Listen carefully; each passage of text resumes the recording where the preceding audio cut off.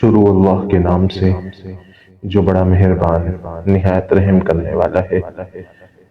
حضرت انس رضی اللہ عنہ فرماتے ہیں کہ رسول اللہ صلی اللہ علیہ وسلم نے فرمایا، تین باتیں ایمان کی جڑ ہیں۔ نمبر ایک، جو آدمی لا الہ الا اللہ کا اقرار کرے، اس سے جنگ و مخاصمت ختم کر دیا۔ اب کسی گناہ کی وجہ سے اس کو کافر مت کہو، اور نہ کسی عمل کی وجہ سے اس پر اسلام سے خارج ہونے کا فتویٰ لگاؤ۔ نمبر دو، جب اللہ تعالیٰ نے مجھے رسول بنا کر بھیجا ہے، جہاد ہمیشہ کے لیے جاری رکھے گا، یہاں تک کہ اس امت کے آخر میں ایک آدمی آ کر دجال سے جنگ کرے گا۔